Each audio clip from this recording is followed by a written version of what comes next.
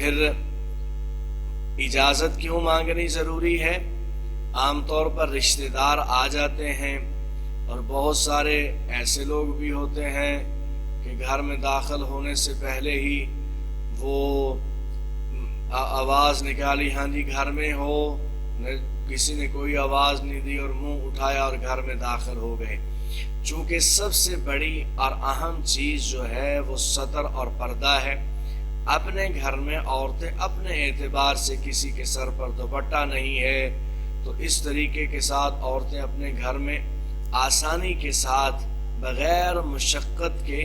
جو ہے وہ گھروں میں رہ رہی ہوتی ہیں۔ تو باہر سے آنے والا وہ چاچا ہو، ماما ہو، کوئی رشتہ دار بھی ہو، تو اس کو آنے سے پہلے اجازت مانگنی چاہیے،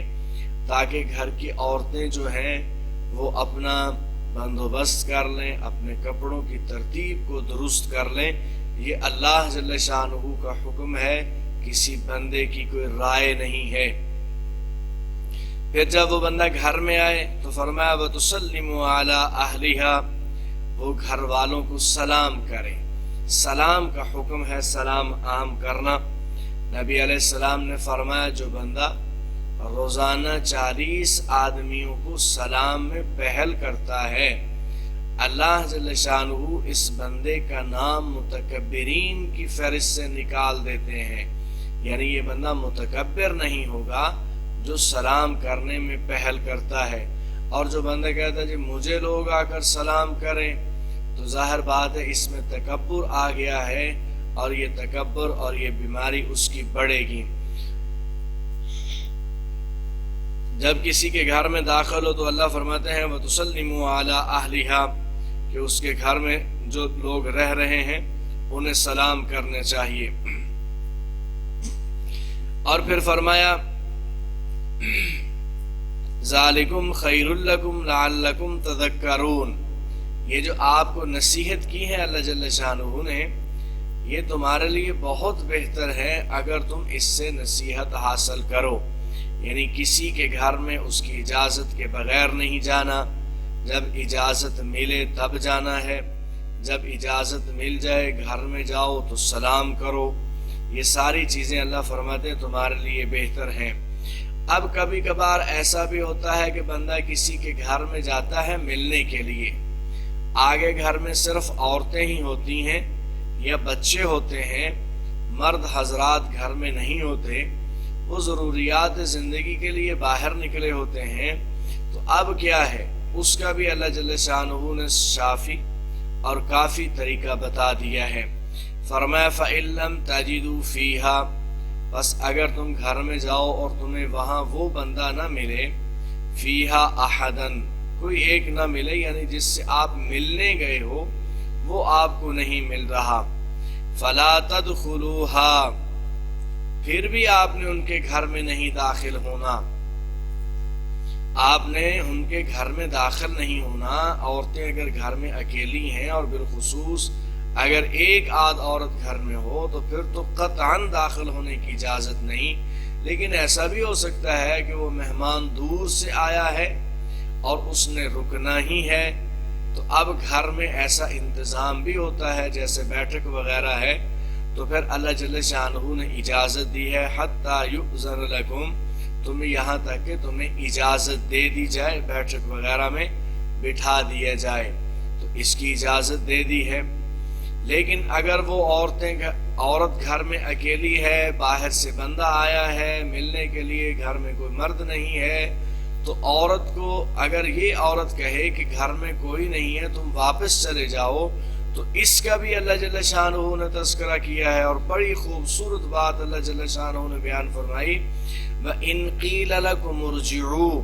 اللہ فرماتے ہیں اگر تمہیں کہا جائے کہ تم لمبا سفر کر کے دروازے پر پہنچے ہو،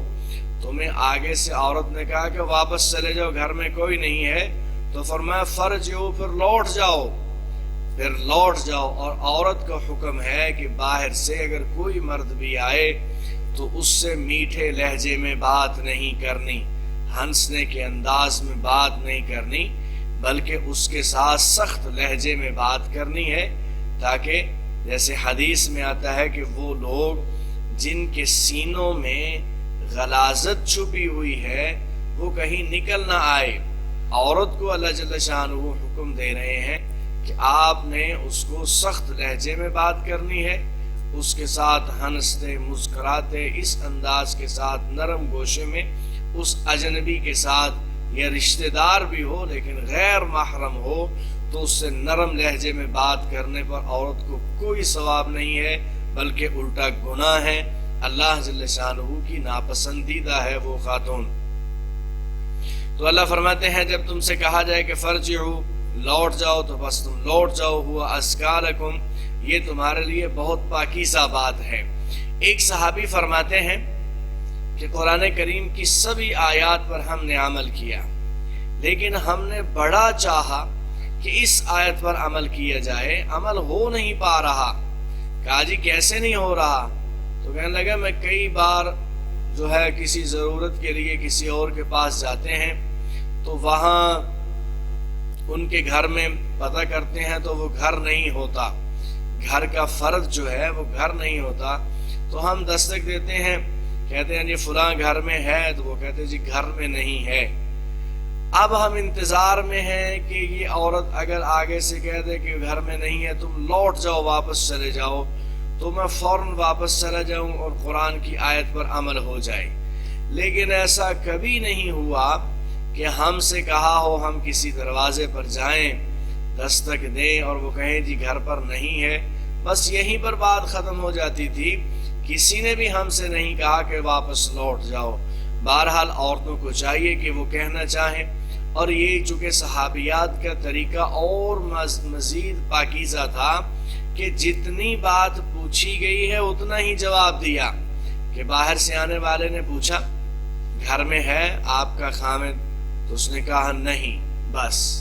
جواب ختم، نہ آگے سوال کیا نہ آگے جواب دیا، تم کہاں سے آئے ہو، کیوں آئے ہو، کس ضرورت کے لیے آئے ہو، کس سے ملنا ہے، یہ ساری چیزیں وہ صحابیات آگے سے کرتی ہی نہیں تھی،